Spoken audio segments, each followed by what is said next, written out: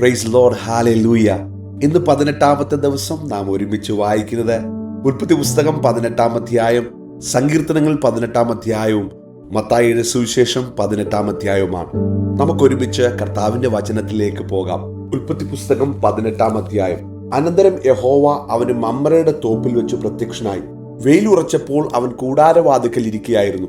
അവൻ തലപൊക്കി നോക്കിയപ്പോൾ 3 പുരുഷന്മാർ തന്റെ നേരെ നിൽക്കുന്നത് കണ്ടു. അവരെ കണ്ടപ്പോൾ അവൻ കൂടാരവാതിക്കൽ നിന്ന് അവരെ എതിരേൽപ്പാൻ ഓടിച്ചെന്ന് നിലം വരെ കുനിഞ്ഞു. യജമാനനെ, എന്നോട് കൃപയുണ്ടെങ്കിൽ അടിയനെ കടന്നു പോകരുതേ. അസാരം വെള്ളം കൊണ്ടുവന്ന് നിങ്ങളുടെ കാലുകളെ കഴുകട്ടെ. വൃക്ഷത്തിൻ കീഴിൽ ഇരിപ്പീൻ, ഞാനൊരു മുറി അപ്പം കൊണ്ടുവരാം. വിശപ്പടക്കിയിട്ട് നിങ്ങൾക്ക് പോകാം. ഇതിനായിട്ടല്ലോ നിങ്ങൾ അടിയന്റെ അടുക്കൽ കയറി വന്നത് എന്ന് പറഞ്ഞു. നീ പറഞ്ഞതുപോലെ ആകട്ടെ എന്നവർ പറഞ്ഞു. അബ്രഹാം ബന്ധപ്പെട്ട് കൂടാരത്തിൽ സാറയുടെ അടുക്കൽ ചെന്നു. നീ ക്ഷണത്തിൽ 3 ഇടങ്ങഴി മാവെടുത്ത് കുഴച്ച് അപ്പമുണ്ടാക്കുക എന്ന് പറഞ്ഞു.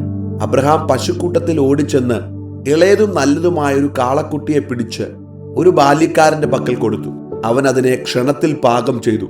പിന്നെ അവൻ വെണ്ണയും പാലും താൻ പാകം ചെയ്യിച്ച കാളക്കുട്ടിയെയും കൊണ്ടുവന്ന് അവരുടെ മുമ്പിൽ വെച്ചു. അവരുടെ അടുക്കൽ വൃക്ഷത്തിന് കീഴിൽ ശുശ്രൂഷിച്ചു നിന്നു. അവർ ഭക്ഷണം കഴിച്ചു. അവർ അവനോട്, നിന്റെ ഭാര്യ സാറ എവിടെയെന്ന് ചോദിച്ചതിന്, കൂടാരത്തിൽ ഉണ്ട് എന്ന് അവൻ പറഞ്ഞു. ഒരാണ്ട് കഴിഞ്ഞിട്ട് ഞാൻ നിന്റെ അടുക്കൽ മടങ്ങി വരും. അപ്പോൾ നിന്റെ ഭാര്യ സാറയ്ക്കൊരു മകനുണ്ടാകുമെന്ന് അവൻ പറഞ്ഞു. സാറ കൂടാരവാതിക്കൽ അവന്റെ പിൻവശത്ത് കേട്ടുകൊണ്ട് നിന്നു. എന്നാൽ അബ്രഹാമും സാറയും വയസ്സു ചെന്ന് വൃദ്ധരായിരുന്നു. സ്ത്രീകൾക്കുള്ള പതിവ് സാറയ്ക്ക് നിന്നു പോയിരുന്നു. ആകയാൽ സാറ ഉള്ളുകൊണ്ട് ചിരിച്ചു. വൃദ്ധയായിരിക്കുന്ന എനിക്ക് സുഖഭോഗമുണ്ടാകുമോ? എന്റെ ഭർത്താവും വൃദ്ധനായിരിക്കുന്നു എന്നു പറഞ്ഞു. യഹോവ അബ്രഹാമിനോട്, വൃദ്ധയായ ഞാൻ പ്രസവിക്കുന്നത് വാസ്തവമോ എന്ന് പറഞ്ഞ് സാറ ചിരിക്കുന്നതെന്ത്? യഹോവയാൽ കഴിയാത്ത കാര്യമുണ്ടോ? ഒരാണ്ട് കഴിഞ്ഞിട്ട് ഈ സമയമാകുമ്പോൾ ഞാൻ നിന്റെ അടുക്കൽ മടങ്ങി വരും. സാറയ്ക്കൊരു മകനുണ്ടാകും എന്ന് അരുളി ചെയ്തു. സാറ ഭയപ്പെട്ടു. ഇല്ല, ഞാൻ ചിരിച്ചില്ല എന്ന് പറഞ്ഞു. അങ്ങനെയല്ല, നീ ചിരിച്ചു എന്ന് അവൻ അരുളി ചെയ്തു. ആ പുരുഷന്മാർ അവിടെ നിന്ന് പുറപ്പെട്ട് സോദോം വഴിക്ക് തിരിഞ്ഞു. അബ്രഹാം അവരെ യാത്രയയപ്പാൻ അവരോടുകൂടെ പോയി. അപ്പോൾ യഹോവ അരുളി ചെയ്തത്, ഞാൻ ചെയ്യാനിരിക്കുന്നത് അബ്രഹാമിനോട് മറച്ചു വെക്കുമോ? അബ്രഹാം വലിയതും ബലമുള്ളതുമായ ജാതിയായി തീരുകയും അവനിൽ ഭൂമിയിലെ ജാതികളൊക്കെയും അനുഗ്രഹിക്കപ്പെടുകയും ചെയ്യുമല്ലോ. യഹോവ അബ്രഹാമിനെ കുറിച്ച് അരുളി ചെയ്തത് അവന് നിവർത്തിച്ചു കൊടുപ്പാൻ തക്കവണ്ണം അബ്രഹാം തന്റെ മക്കളോടും തനിക്ക് പിമ്പുള്ള കുടുംബത്തോടും നീതിയും ന്യായവും പ്രവർത്തിച്ചുകൊണ്ട് യഹോവയുടെ വഴിയിൽ നടപ്പാൻ കൽപ്പിക്കേണ്ടതിന് ഞാൻ അവനെ തെരഞ്ഞെടുത്തിരിക്കുന്നു. പിന്നെ യഹോവ, സൊദോമിന്റെയും ഗൊമോരയുടെയും നിലവിളി വലിയതും അവരുടെ പാപം അതികഠിനവുമാകുന്നു. ഞാൻ ചെന്ന് എന്റെ അടുക്കൽ വന്നെത്തിയ നിലവിളി പോലെ അവർ കേവലം പ്രവർത്തിച്ചിട്ടുണ്ടോ ഇല്ലയോ എന്ന് നോക്കി അറിയുമെന്ന് അരുളി ചെയ്തു. അങ്ങനെ ആ പുരുഷന്മാർ അവിടെ നിന്ന് തിരിഞ്ഞ് സോദോമിലേക്ക് പോയി. അബ്രഹാമോ യഹോവയുടെ സന്നിധിയിൽ തന്നെ നിന്നു. അബ്രഹാം അടുത്തു എന്ന് പറഞ്ഞത്, ദുഷ്ടനോട് കൂടെ നീതിമാനെയും നീ സംഹരിക്കുമോ? പക്ഷേ ആ പട്ടണത്തിൽ 50 നീതിമാന്മാർ ഉണ്ടെങ്കിൽ നീ അതിനെ സംഹരിക്കുമോ? അതിലെ 50 നീതിമാന്മാർ നിമിത്തം ആ സ്ഥലത്തോട് ക്ഷമിക്കയില്ലയോ? ഇങ്ങനെ നീ ഒരു നാളും ചെയ്യുന്നതല്ലല്ലോ. നീതിമാൻ ദുഷ്ടനെ പോലെ ആകത്തക്കവണ്ണം ദുഷ്ടനോടുകൂടെ നീതിമാനെ നീ ഒരു നാളും കൊല്ലുകയില്ല. സർവഭൂമിക്കും ന്യായാധിപതിയായവൻ നീതി പ്രവർത്തിക്കാതിരിക്കുമോ? അതിന് യഹോവ, ഞാൻ സോദോമിൽ പട്ടണത്തിനകത്ത് 50 നീതിമാന്മാരെ കാണുന്നു എങ്കിൽ അവരുടെ നിമിത്തം ആ സ്ഥലത്തോടൊക്കെയും ക്ഷമിക്കും എന്ന് അരുളി ചെയ്തു. പൊടിയും വെണ്ണീറുമായ ഞാൻ കർത്താവിനോട് സംസാരിപ്പാൻ തുനിഞ്ഞുവല്ലോ. 50 നീതിമാന്മാരിൽ പക്ഷേ 5 പേർ കുറഞ്ഞു പോയെങ്കിലോ? 5 പേർ കുറഞ്ഞതുകൊണ്ട് നീ ആ പട്ടണം മുഴുവൻ നശിപ്പിക്കുമോ എന്ന് അബ്രഹാം പറഞ്ഞതിന്, 45 പേരെ ഞാൻ അവിടെ കണ്ടാൽ അതിനെ നശിപ്പിക്കയില്ല എന്ന് അവൻ അരുളി ചെയ്തു. അവൻ പിന്നെയും അവനോട് സംസാരിച്ചു. പക്ഷേ 40 പേരെ അവിടെ കണ്ടാലോ എന്ന് പറഞ്ഞതിന്, ഞാൻ 40 പേരുടെ നിമിത്തം നശിപ്പിക്കയില്ല എന്ന് അവൻ അരുളി ചെയ്തു. ഞാൻ പിന്നെയും സംസാരിക്കുന്നു, കർത്താവ് കോപിക്കരുതേ.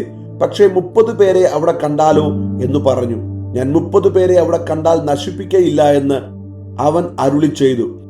ഞാൻ കർത്താവിനോട് സംസാരിപ്പാൻ തുനിഞ്ഞുവല്ലോ. പക്ഷേ 20 പേരെ അവിടെ കണ്ടാലോ എന്ന് അവൻ പറഞ്ഞതിന്, ഞാൻ 20 പേരുടെ നിമിത്തം നശിപ്പിക്കയില്ല എന്ന് അവൻ അരുളി ചെയ്തു. അപ്പോൾ അവൻ, കർത്താവ് കോപിക്കരുതേ, ഞാൻ ഇനി ഒരു പ്രാവശ്യം മാത്രം സംസാരിക്കും.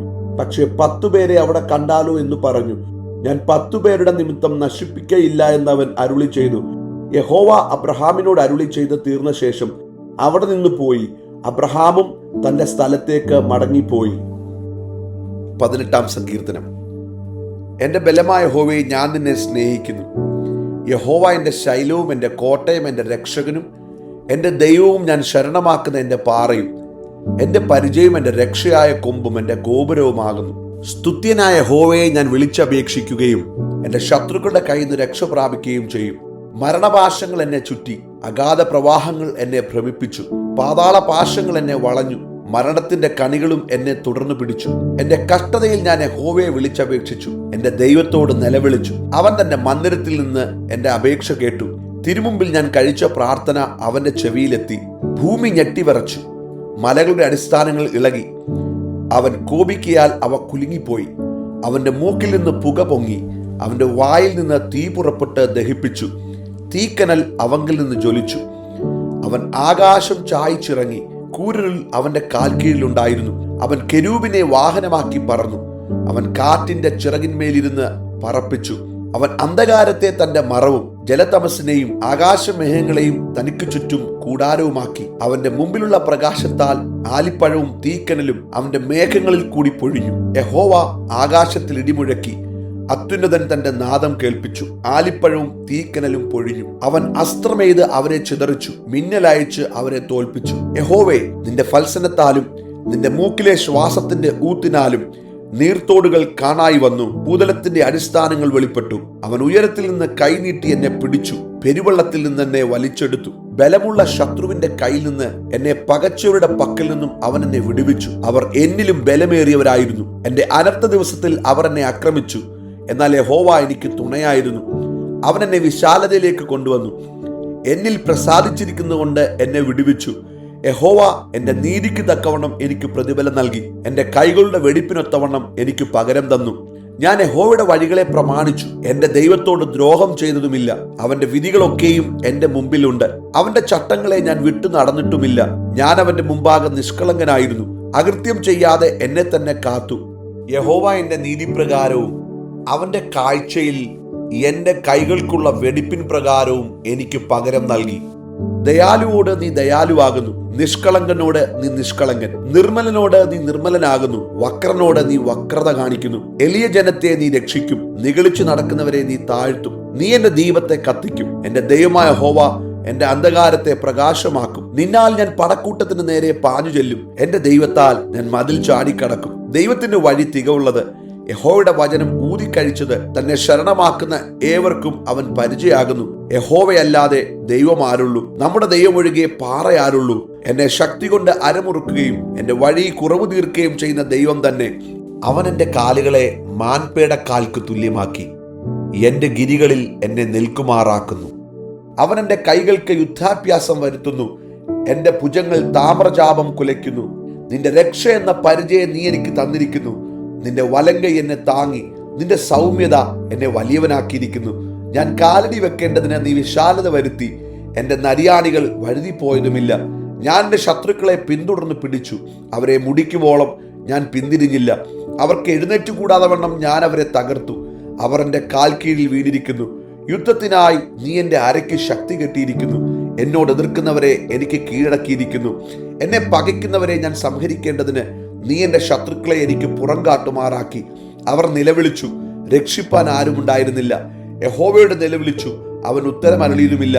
ഞാൻ അവരെ കാറ്റത്തെ പൊടി പോലെ പൊടിച്ചു, വീതികളിലെ ചെളി പോലെ ഞാൻ അവരെ കോരിക്കളഞ്ഞു. ജനത്തിന്റെ കലഹങ്ങളിൽ നിന്ന് നീ എന്നെ വിടുവിച്ചു. ജാതികൾക്ക് എന്നെ തലവനാക്കിയിരിക്കുന്നു. ഞാൻ അറിയാത്ത ജനം എന്നെ സേവിക്കുന്നു. അവർ കേൾക്കുമ്പോൾ തന്നെ എന്നെ അനുസരിക്കും. അന്യജാതിക്കാർ എന്നോട് അനുസരണഭാവം കാണിക്കും. അന്യജാതിക്കാർ ക്ഷയിച്ചു പോകുന്നു. തങ്ങളുടെ ദുർമാർഗങ്ങളിൽ നിന്ന് അവർ വിറച്ചും കൊണ്ടുവരുന്നു. യഹോവ ജീവിക്കുന്നു, എന്റെ പാറ വാഴ്ത്തപ്പെട്ടവൻ. എന്റെ രക്ഷയുടെ ദൈവം ഉന്നതൻ തന്നെ. ദൈവം എനിക്ക് വേണ്ടി പ്രതികാരം ചെയ്യുകയും ജാതികളെ എനിക്ക് കീഴാക്കുകയും ചെയ്യുന്നു. അവൻ ശത്രുവശത്ത് തന്നെ വിടുവിക്കുന്നു. എന്നോട് എതിർക്കുന്നവർക്ക് മീതെ നീ എന്നെ ഉയർത്തുന്നു. സാഹസക്കാരന്റെ കയ്യിൽ നിന്ന് നീ എന്നെ വിടുവിക്കുന്നു. അതുകൊണ്ട് യഹോവേ, ഞാൻ ജാതികളുടെ മധ്യേ നിനക്ക് സ്തോത്രം ചെയ്യും. നിന്റെ നാമത്തെ ഞാൻ കീർത്തിക്കും. അവൻ തന്റെ രാജാവിന് മഹാരക്ഷ നൽകുന്നു. തന്റെ അഭിഷക്തന് ദയ കാണിക്കുന്നു. ദാവീദിനും അവന്റെ സന്തതിക്കും എന്നേക്കും തന്നെ. ആമേൻ. വിശുദ്ധ മത്തായിയുടെ സുവിശേഷം 18-ാം അധ്യായം. ആ നാഴികയിൽ ശിഷ്യന്മാർ യേശുവിന്റെ അടുക്കെ വന്നു. സ്വർഗരാജ്യത്തിൽ ഏറ്റവും വലിയവൻ ആരെന്ന് ചോദിച്ചു. അവനൊരു ശിശുവിനെ അടുക്കൽ വിളിച്ച് അവരുടെ നടുവിൽ നിർത്തി. നിങ്ങൾ തിരിഞ്ഞ് ശിശുക്കളെ പോലെ ആയി വരുന്നില്ല എങ്കിൽ സ്വർഗരാജ്യത്തിൽ കടക്കയില്ല എന്ന് ഞാൻ സത്യമായിട്ട് നിങ്ങളോട് പറയുന്നു. ആകയാൽ ഈ ശിശുവിനെ പോലെ തന്നെത്താൻ താഴ്ത്തുന്നവൻ സ്വർഗരാജ്യത്തിൽ ഏറ്റവും വലിയവനാകുന്നു. ഇങ്ങനെയുള്ള ശിശുവിനെ എന്റെ നാമത്തിൽ കൈക്കൊള്ളുന്നവൻ എന്നെ കൈക്കൊള്ളുന്നു. എന്നിൽ വിശ്വസിക്കുന്ന ഈ ചെറിയവരിൽ ഒരുത്തന് ആരെങ്കിലും ഇടർച്ച വരുത്തിയാലോ അവന്റെ കഴുത്തിൽ വലിയൊരു തിരികല്ല് കെട്ടി അവനെ സമുദ്രത്തിന്റെ ആഴത്തിൽ താഴ്ത്തിക്കളയുന്നത് അവന് നന്ന്. ഇടർച്ച ഹേതുവായി ലോകത്തിന് അയ്യോ കഷ്ടം. ഇടർച്ച വരുന്നത് ആവശ്യം തന്നെ, എങ്കിലും ഇടർച്ച വരുത്തുന്ന മനുഷ്യന് അയ്യോ കഷ്ടം. നിന്റെ കയ്യോ കാലോ നിനക്ക് ഇടർച്ചയായാൽ അതിനെ വെട്ടിയെറിഞ്ഞു കളക. 2 കൈയും 2 കാലുമുള്ളവനായി നിത്യാഗ്നിയിൽ വീഴുന്നതിനേക്കാൾ അംഗഹീനനായിട്ടോ മുടന്തനായിട്ടോ ജീവനിൽ കടക്കുന്നത് നിനക്ക് നന്ന്. നിന്റെ കണ്ണ് നിനക്ക് ഇടർച്ചയായാൽ അതിനെ ചൂന്നെടുത്ത് എറിഞ്ഞു കളക. 2 കണ്ണുള്ളവനായി അഗ്നി നരകത്തിൽ വീഴുന്നതിനേക്കാൾ ഒറ്റക്കണ്ണനായി ജീവനിൽ കടക്കുന്നത് നിനക്ക് നന്ന്. ഈ ചെറിയവരിൽ ഒരുത്തനെ തുച്ഛീകരിപ്പാതിരിപ്പാൻ സൂക്ഷിച്ചുകൊള്ളുവിൻ. സ്വർഗത്തിൽ അവരുടെ ദൂതന്മാർ സ്വർഗസ്ഥനായ എൻ്റെ പിതാവിൻ്റെ മുഖം എപ്പോഴും കാണുന്നു എന്ന് ഞാൻ നിങ്ങളോട് പറയുന്നു. നിങ്ങൾക്ക് എന്തു തോന്നുന്നു? ഒരു മനുഷ്യന് 100 ആട് ഉണ്ട് എന്നിരിക്കട്ടെ. അവയിലൊന്ന് തെറ്റി ഉഴന്നു പോയാൽ 99 വിട്ടേച്ച് തെറ്റിപ്പോയതിനെ മലകളിൽ ചെന്ന് തിരയുന്നില്ലയോ? അതിനെ കണ്ടെത്തിയാൽ തെറ്റിപ്പോകാത്ത 99 അധികം അതിനെക്കുറിച്ച് സന്തോഷിക്കുമെന്ന് ഞാൻ സത്യമായിട്ട് നിങ്ങളോട് പറയുന്നു. അങ്ങനെ തന്നെ ഈ ചെറിയവരിൽ ഒരുത്തൻ നശിച്ചു പോകുന്നത് സ്വർഗസ്ഥനായ നിങ്ങളുടെ പിതാവിന് ഇഷ്ടമല്ല. നിന്റെ സഹോദരൻ നിന്നോട് പിഴച്ചാൽ നീ ചെന്ന് നീയും അവനും മാത്രമുള്ളപ്പോൾ കുറ്റം അവന് ബോധം വരുത്തുക. അവൻ നിന്റെ വാക്ക് കേട്ടാൽ നീ സഹോദരനെ നേടി. കേൾക്കാഞ്ഞാലോ 2-3 സാക്ഷികളുടെ വായാൽ സകല കാര്യവും ഉറപ്പാക്കേണ്ടതിന് 1-2 പേരെ കൂട്ടിക്കൊണ്ടു ചെല്ലുക. അവരെ കൂട്ടാക്കാഞ്ഞാൽ സഭയോട് അറിയിക്ക. സഭയെയും കൂട്ടാക്കാഞ്ഞാൽ അവൻ നിനക്ക് പുറജാതിക്കാരനും ചുങ്കക്കാരനും എന്ന പോലെ ഇരിക്കട്ടെ. നിങ്ങൾ ഭൂമിയിൽ കെട്ടുന്നതെല്ലാം സ്വർഗത്തിലും കെട്ടപ്പെട്ടിരിക്കും. നിങ്ങൾ ഭൂമിയിൽ അഴിക്കുന്നതെല്ലാം സ്വർഗത്തിലും അഴിഞ്ഞിരിക്കുമെന്ന് ഞാൻ സത്യമായിട്ട് നിങ്ങളോട് പറയുന്നു. ഭൂമിയിൽ വെച്ച് നിങ്ങൾ 2 പേർ യാചിക്കുന്നത് ഏതു കാര്യത്തിലും ഐക്യമത്യപ്പെട്ടാൽ അത് സ്വർഗസ്ഥനായ എൻ്റെ പിതാവിൽ നിന്ന് അവർക്ക് ലഭിക്കും. 2-3 പേർ എൻ്റെ നാമത്തിൽ കൂടി വരുന്നിടത്തൊക്കെയും ഞാൻ അവരുടെ നടുവിൽ ഉണ്ട് എന്നും ഞാൻ നിങ്ങളോട് പറയുന്നു. അപ്പോൾ പത്രോസ് അവന്റെ അടുക്കൽ വന്ന്, കർത്താവേ, സഹോദരൻ എത്ര വട്ടം എന്നോട് പിഴച്ചാൽ ഞാൻ ക്ഷമിക്കണം? 7 വട്ടം മതിയോ എന്ന് ചോദിച്ചു. യേശു അവനോട്, 7 വട്ടമല്ല 70 വട്ടം എന്ന് ഞാൻ നിന്നോട് പറയുന്നു എന്ന് പറഞ്ഞു. സ്വർഗരാജ്യം തന്റെ ദാസന്മാരുമായി കണക്ക് തീർപ്പാൻ ഭാവിക്കുന്ന ഒരു രാജാവിനോട് സദൃശ്യം. അവൻ കണക്ക് നോക്കി തുടങ്ങിയപ്പോൾ 10,000 താലന്ത് കടംപെട്ട ഒരുത്തനെ അവന്റെ അടുക്കൽ കൊണ്ടുവന്നു. അവന് വീട്ടുവാൻ വകയില്ലാകിയാൽ അവന്റെ യജമാനൻ അവനെയും ഭാര്യയും മക്കളെയും അവനുള്ളതൊക്കെയും വിറ്റ് കടം തീർപ്പാൻ കൽപ്പിച്ചു.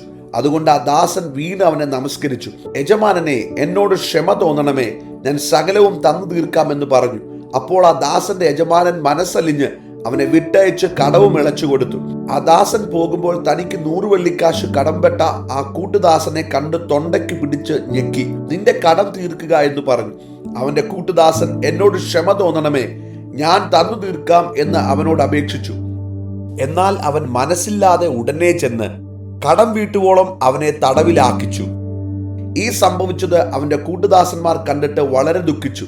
ചെന്ന് സംഭവിച്ചതൊക്കെയും യജമാനനെ ബോധിപ്പിച്ചു. യജമാനൻ അവനെ വിളിച്ചു, ദുഷ്ടദാസനെ, നീ എന്നോട് അപേക്ഷിക്കിയാൽ ഞാൻ ആ കടമൊക്കെയും ഇളച്ചു തന്നുവല്ലോ. എനിക്ക് നിന്നോട് കരുണ തോന്നിയതുപോലെ നിനക്കും കൂട്ടുദാസനോട് കരുണ തോന്നേണ്ടതല്ലയോ എന്ന് പറഞ്ഞു. അങ്ങനെ യജമാനൻ കോപിച്ചു. അവൻ കടമൊക്കെയും തീർക്കുവോളം അവനെ ദണ്ഡിപ്പിക്കുന്നവരുടെ കയ്യിൽ ഏൽപ്പിച്ചു. നിങ്ങൾ ഓരോരുത്തൻ സഹോദരനോട് ഹൃദയപൂർവ്വം ക്ഷമിക്കാഞ്ഞാൽ സ്വർഗസ്ഥനായ എൻ്റെ പിതാവ് അങ്ങനെ തന്നെ നിങ്ങളോട് ചെയ്യും. പ്രിയ ദൈവമക്കളെ, ക്രിസ്തുവിൽ നമ്മുടെ സമശിഷ്ടങ്ങളോട്, നമ്മുടെ സഹോദരങ്ങളോട് നാം എപ്രകാരം ക്ഷമിക്കണമെന്നാണ് മത്തായിയുടെ സുവിശേഷം 18-ാം അധ്യായം 21 മുതൽ താഴേക്കുള്ള വചനത്തിൽ കർത്താവ് തിരുവായി മൊഴിഞ്ഞ് നമ്മളോട് അരുളി ചെയ്തത്. നമുക്ക് കർത്താവിൻ്റെ വചനത്തെ അനുസരിപ്പാനായി നമുക്ക് സമർപ്പിക്കപ്പെടാം. 35-ാമത്തെ വാക്യം പറയുന്നു, നിങ്ങൾ ഓരോരുത്തൻ സഹോദരനോട് ഹൃദയപൂർവ്വം ക്ഷമിക്കാഞ്ഞാൽ സ്വർഗസ്ഥനായ എൻ്റെ പിതാവ് അങ്ങനെ തന്നെ നിങ്ങളോട് ചെയ്യും. അതിനാൽ നമുക്ക് ഹൃദയപൂർവ്വം നമ്മുടെ സഹോദരങ്ങളോട് ക്ഷമിക്കുവാനായി നമ്മുടെ ഹൃദയത്തെ തുറന്നു കൊടുക്കാം. God bless you all. Amen, amen and amen.